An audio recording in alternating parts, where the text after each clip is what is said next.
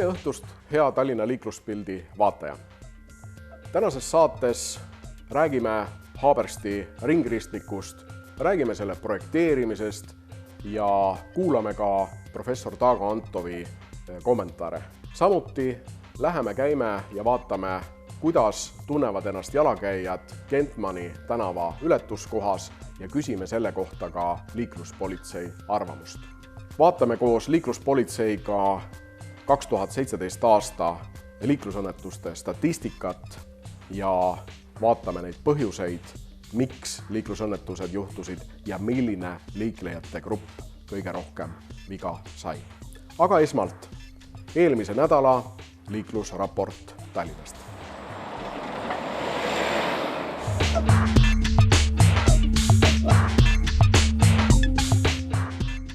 Eelmise nädala Tallinna liikluspilti ilmestas liiklusõnnetus, mis tegelikult lõppes suhteliselt õnnelikult. Nimelt Järvevana teele välja sõitnud raskeveokil ei olnud koorem korrektselt kinnitatud ja pöördel nihkusid veosest välja paneelid. Paneelid prantsatasid sõiduteele, kust oli just möödunud sõiduk.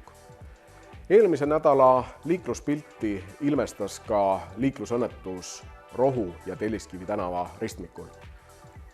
Selle ristmiku liikluskorraldust on muudetud korduvalt, sinna on pandud välja mitmeid liiklusmärke, uuendatud teegate märgistust ja ajakirjanikud on lausa nentinud, et liiklusmärke on seal liiga palju. Kui nüüd liiklusmärkide arv, vastavus ja nähtavus viidi korrektseks ja kooskõlla kehtiva standardiga, siis juhtusid ometigi 2 liiklusõnnetust. Kolmandaks Tallinna liikluspilti ilmestavaks juhtumiks möödunud nädalal oli Õismäel aset läinud juhtum, kus 17-aastane noormees ei tulnud toime BMW juhtimisega ja seetõttu sõitis maha nii laternaposte kui liiklusmärke ja lõhkus ära mitu autot. Ja 4. suurem juhtum leidis aset Toompuiesteel, kui kokku põrkasid 4 autot. Õigemini 4. autojuht oli tähelepanematu ja sõitis otsa valgusfoori ees peatunud 3 sõidukile.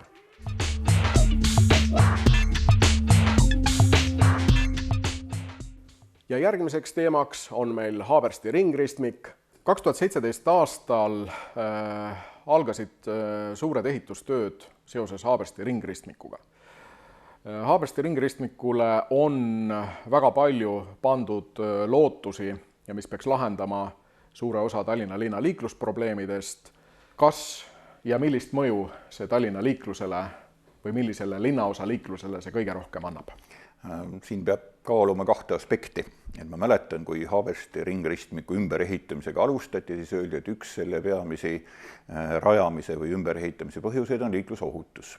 Ja vähemalt kord aastas ilmus kindlasti kuskil ajakirjas või ajalehes mõni selline väike artiklikene, mis siis ütles, et endiselt on Eesti kõige ohtlikum ristmik Haabersti ringristmik. Ja tõepoolest, kui selle õnnetuste statistikat selle ristmikul vaadata, siis neid õnnetusi oli seal palju, aga enamasti ei olnud tegemist väga raskete õnnetustega, ma isegi ei mäleta, kas seal aastate jooksul on mõni inimene surma saanud, tõenäoliselt mitte, võib-olla mõned väiksemad vigastused. Ja tõepoolest kokkupõrked oli palju ja ega meile kellelgi ei meeldi tegelikult sattuda kokkupõrkesse ja oma autot siis nii-öelda purustada või lasta kannatada.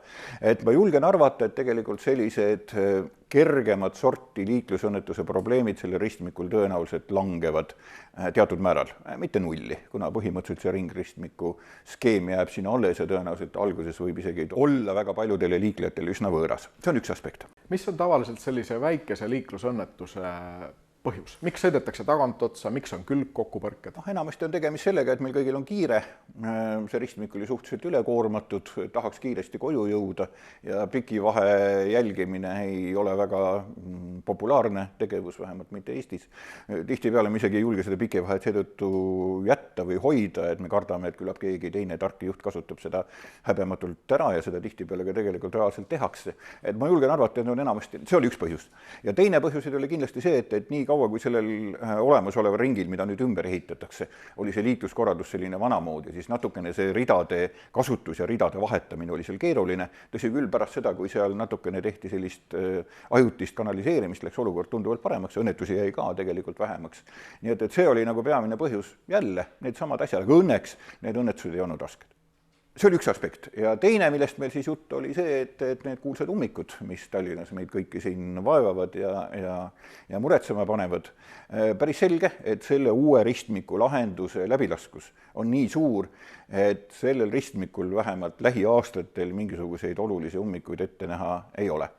Aga ma julgen arvata, et tegelikult need ummikud ei jää meile siiski nägemata, aga nad lihtsalt kanduvad natukene teistesse kohtadesse. Suure tõenäosusega liiklemine läheb oluliselt paremaks nendel inimestel, kes seda ristmikku küll läbivad, aga kelle sõidu sihtpunkt ei ole kas linnas või siis on hoopis tegelikult teisel pool teistes linnaosades. Nendel tõenäoliselt midagi oluliselt see ristmik ei aita, selle koha peal küll, aga mõnes teises ülekoormatud ristmikul tõenäoliselt see ajakulu kasvab meile tagasi, nii öelda. Aga näiteks need inimesed, kes sõidavad Keilast Rocca al Mare keskusse, nende olukord läheb kindlasti parem.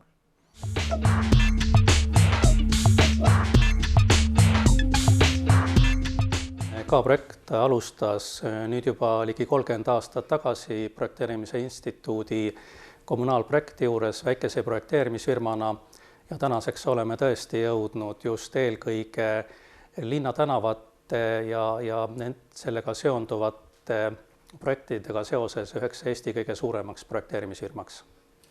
On teada, et ka Haabersti liiklussõlme projekteeriks on ka projekt. Vaataja tundis huvi, et mis aastal algas Haabersti projekteerimine? Haabersti liiklussõlmega on üsna pikka aega juba tegutsetud ja meie nagu esimene suurem Haabersti liiklussõlme projekteerimine algas umbes 2002. aastal ja tookord sai see projekteeritud 3-tasapinnalise ristmikuna, kus Paldiski maantee läks ringristmikust üle ja ehitajate tee ja Rannamõisa tee olid omavahel ühendatud tunneliga ja nende vahele jäi siis tavaline ringristmik. Ühe liiklussõlme projekteerimine 15 aastat räägib sellest, et tegemist on väga põhjaliku ja läbikaalutud tööga. Küsimus, mis oli selle Haabersti liiklussõlme projekteerimise juures üks raskemaid küsimusi, mida tuli lahendada? Haabersti liiklussõlm oma olemuselt on üks väga suur ja Tallinna üks kõige olulisemaid liiklussõlmi. Päris täpselt vast ei oska öelda, mitmes ta on, aga esimese 5 seas vast kindlasti just autode arvu poolest. Küll, kui me seda nüüd oleme projekteerinud, meil on seda võimalik rehkendada ju ainult teoreetiliste arvutuste teel, sest praktikas on ta olnud kogu aeg umbes ja me ju päris täpselt ei tea, kui palju need autosid sealt läbi tahaks sõita. Eks see ongi nüüd kõige keerulisem nende suurte liiklussõlmede juures, et milline oleks selle liiklussõlme kõige optimaalsem, kõige ökonoomsem lahendus ja mitte ainult autotranspordile. Täna on meil ikkagi number 1 prioriteet on ühistranspordil, järgmisena on kergliiklejad ehk tavalised inimesed, kes seda ristmikku tahavad ületada ja kolmandaks siis hakkab tulema siis küll suhteliselt üks suuremaid huvigruppe ehk siis autosõitjad. Siis kui me esimene kord sellist ristmiku rekonstrueerimise lahendust tegime, siis me ei leidnud teist varianti, kui teha 3-tasapinnaline lahendus. Kui nüüd me uuesti tegema hakkasime, siis vahepeal on aeg edasi läinud, kogemus on tulnud nii mujal maailmas kui meil, on läinud paremaks ja täna me julgesime siia pakkuda turboringristmiku fooridega, mida sellisel kujul veel eriti tehtud ei ole, aga mis tagab selle ristmiku väga suure läbilaskuse. Näitlikult, kui täna liiklusloenduse järgi oli kuskil 4500–5000 autot seal sõitmas, siis meie projekteeritud lahendus peaks suutma siit ristmikult läbi lasta 7500–8000 autot ehk peaaegu, et 2 korda rohkem, kui neid on seal täna olnud. Ehk sellest ka meie arvamus, et ristmik suudab läbi lasta kõik autod, millised seda ristmikku läbida tahaksid. Põhiliikumise suund ehk Õismäe ja Rocca al Mare keskuse vaheline ühendus on viidud eritasapinnaliseks, et kui inimene Õismäelt tahab minna Rocca al Mare keskuse Saku Suurhalli poole või lihtsalt sealpool ääres olevatesse ühistranspordipeatustesse, siis temal autoga kokkupuuteid ei ole. Nii jala kui jalgrattaga on võimalik see läbida ilma siis autodega kokku puutumata, ehk jalakäijatel on tehtud 2 päris korralikku tunnelit. Ehitate tee alt läbi ja Paldiski maantee linnapoolse otsa alt läbi. Teised ristmikud on fooridega lahendatud jalakäijate jaoks. Kui me selle Abresti sõlmega lahendaksime kõik Tallinna liiklusprobleemid, see oleks meie jaoks väga kurb. Ilmselt siis meil ei olekski enam mingisugust tööd teha ja peaksime hakkama nagu millegi muuga leiba teenima. Aga õnneks või õnnetuseks ühe liiklussõlme hästi korda tegemisega hakkavad kaasnema muud probleemid.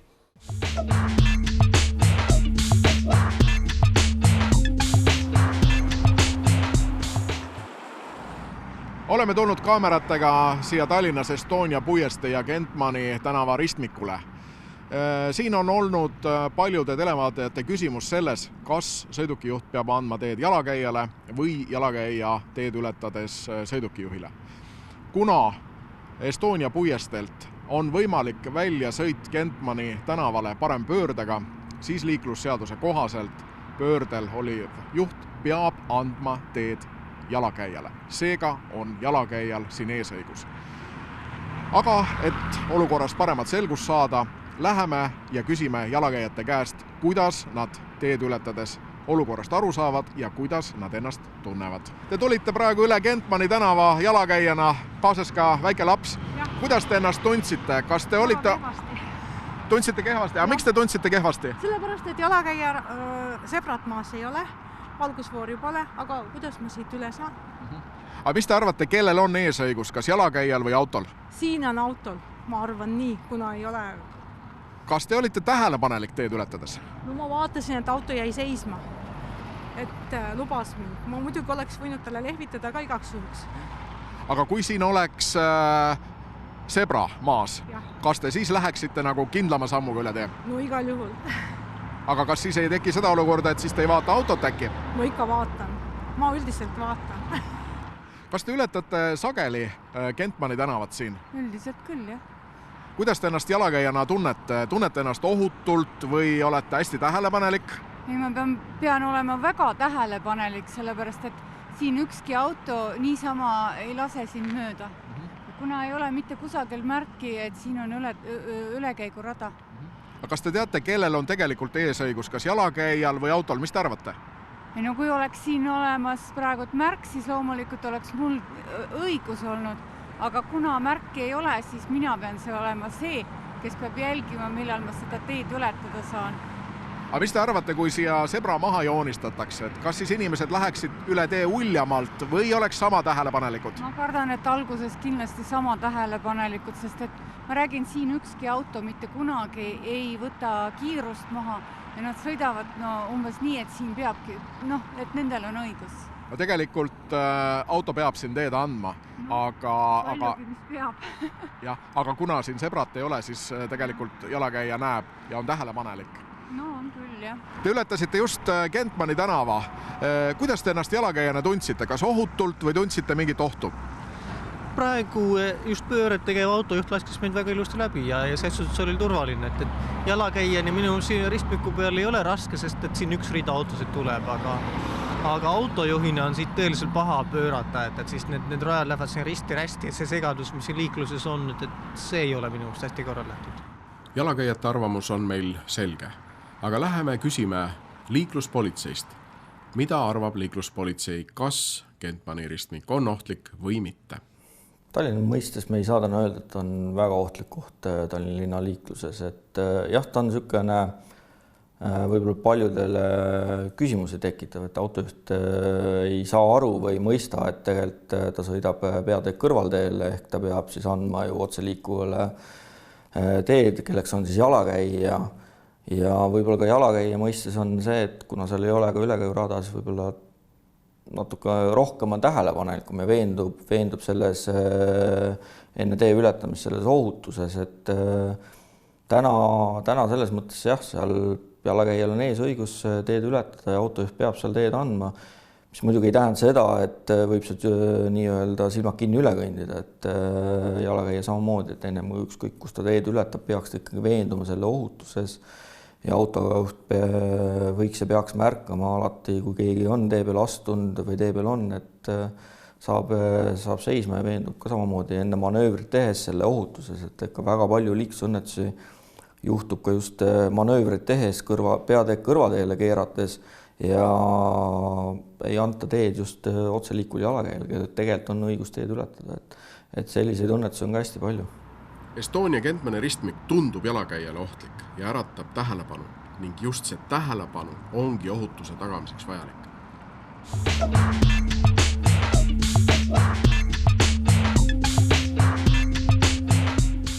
Oleme saanud loa esitada küsimusi Liiklusjärelevalve Keskuse juhile Hannes Kullamäele.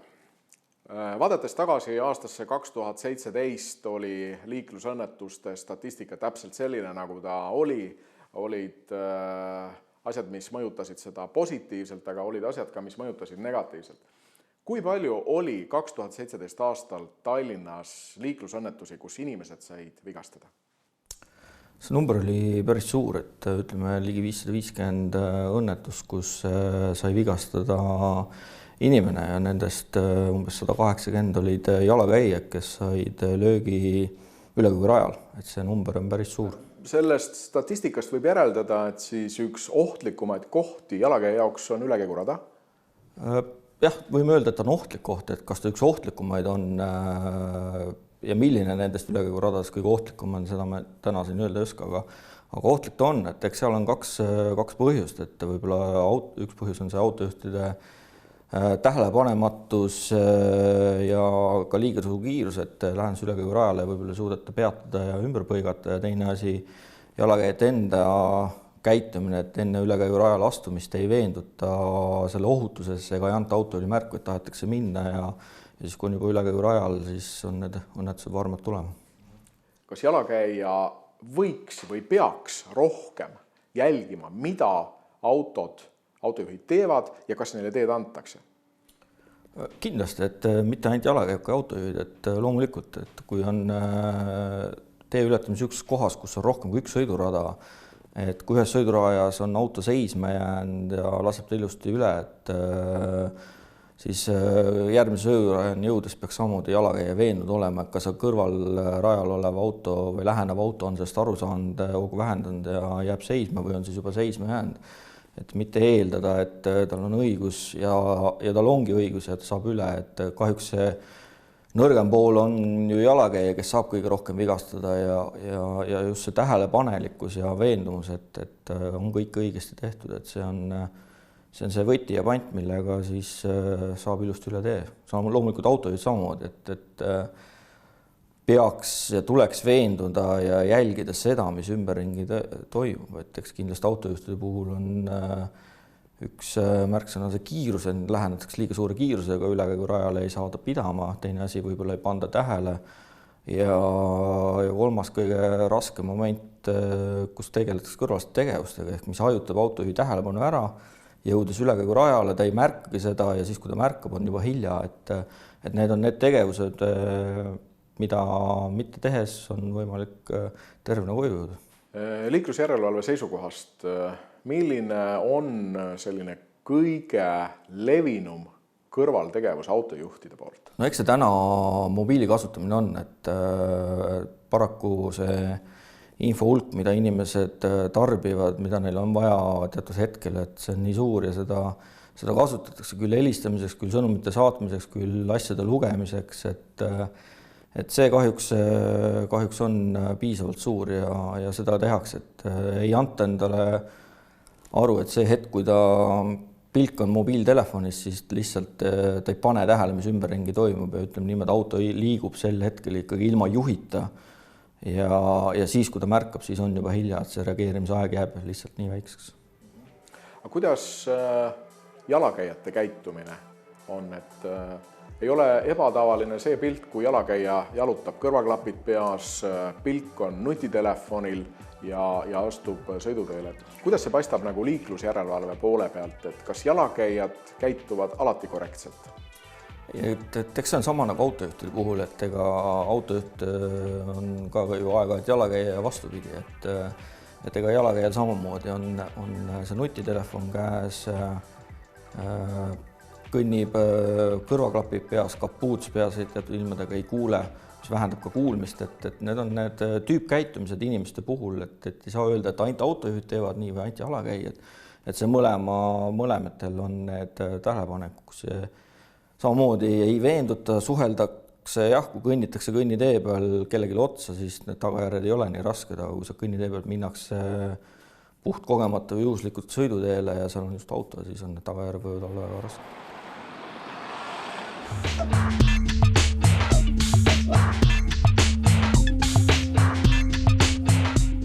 Kui linnaliikluses juhtub liiklusõnnetus, siis liiklusõnnetus takistab tavaliiklust. Alati on küsimuseks see, kas peab politsei kutsuma või mitte. Küsime selle kohas selgitust liikluspolitseist. No ütleme niimoodi, kui liiklusõnnetus on keegi ikkagi vigastada saanud, et siis kindlasti tuleks ja peaks politsei kutsuma. Samamoodi, kui on üks osapooltest on joobes, tuleks politsei kutsuda. Aga kõik sellised lihtsamad liiklusõnnetused, mis lõpevad nii-öelda rahvakeeles öeldes pleki mölkimisega, kus inimvigastatud ei ole ja asjaolud on selged, et siis kindlasti ei peaks politsei kutsuma või piisab sellest, kui tehakse koha peal nii-öelda see liiklusõnnetuse akt ära, märgitakse üles, kõigil on tänapäeval olemas mobiiltelefonid, teha koha peal sündmuskohast paar pilti, minna nii-öelda süüdlase kindlustusse, ongi asi lahendatud.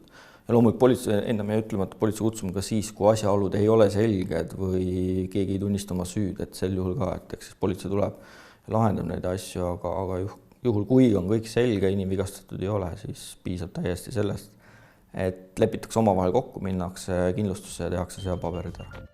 Politsei kutsumine on igal juhul vajalik, kui on inimvigastus, inimkannatanu, kui on kahtlus, et teine pool on joobes või joobetunnustega ja kolmas juhtum, kui on vaidlus ja kui on selge süü ja süüdlane oma süüd tunnistab, siis vormistada vastav liiklusskeem, ei tee paha mõned fotod teha ja sõbrale helistada ja võimalikult kiiresti ka sündmuskoht vabastada. Kui palju keskmiselt tavalises päevas on selliseid liiklusõnnetusi, kus politsei peab minema kohale sellisele liiklusõnnetusele, kuhu ta kohale minema ei peaks. Ehk inimvigastus ei ole, joovet ei ole, aga lihtsalt toimub nii-öelda vaidlus, et kes on süüdi ja koha peal on ilmselge, et kes on süüdi. Et sellised rahvakeeli nimetatud mõttetud vaidlused. Eks need on igapäevaselt. Ei lähe ühtegi päeva sellist mööda, kus ei peaks politsei sellise väljakutse reageerima. Et jah, me läheme kohale, selgitame asjaolusi ja inimesed saavad aru, lähevad kindlustusse, aga on ka juhtunud sellised juhtumid, kus jäädaksegi lõpuni vaidlema ja meil jäägi puudu üle, kui fikseerida, koguda täiendavaid tõendeid ja siis menetluse käigus täpselt välja selgitada, mis olid need asjaolud siis ja põhjused, miks need õnnetus juhtus. Aga jah, selliseid on. Eks see on võib-olla ka inimeste enda teadlikkus või teadmatus, et liiklusseaduses, kuidas käituti või kuidas ei käituda, et mis oli õige, mis oli vale ja kus see piir jooksis, et kõige raskemad vaidluskohad on just need külgepidi kokkusaamine, kus oli nüüd see telgjoon, kus ei olnud telgjoon, et seal see selguse saamine on õige või siis väga palju tekitab vaidlusi just see fooritule, temal mõlemil põlesid rohelised, et hetke olukorda ei saa olla, kus mõlemas suunas on roheline, et ühel pidi olema punane, kui teisel oli roheline, et need võib-olla tekitavad vaidlusi, et sellised olukordi on, aga eks võib-olla tekivad teatud asjad tähelepanematusest ja sellistest olukordadest, aga kindlasti saavad ka need lahendatud. Eks häirekeskus ju kuulab ära inimeste mured ja mis seal teemad on ja ja kindlasti räägib ka võib-olla midagi juurde ja kui seal on jäänud asjaolud selgusetuks, siis antaksegi meile väljakutse, me läheme selgitame. Aga sellised juhtumid, kus tuleb väljakutse, meie enda avariipolitseinik võtab osapooltega telefoni teel ühendust, täpsustab asjaolud ära ja kui asjaolud on selged olnud, kõik osapooled on asjast aru saanud, siis on ka sellised olukorrad, kus me ei sõida välja, et ka läbi selle on saanud asju selgitada ja rääkida inimestele selgeks teha. Et kõik variandid on võimalikud, et oluline see, et inimene on kindel ja mõlemad osapooled saavad asjadest ühtemoodi aru, et ei oleks hiljem seda vaidlusmoment, et ei, tegelikult ikka päris nii ei ole, mind sunniti. Ja kui oluline, et edastatakse üksteisele andmed, et kes siis oli, et me juhtub õnnetus, jah, sellega oli, lähed ära ja me peavad hakkama mõtlema, või mul pole teada, ma ei mäleta autonumbrit, ei mäleta isiku nime, et siis on väga raske otsida, aga enda jaoks kõik selgeks teha, paar pilti koha peal on väga teretulnud.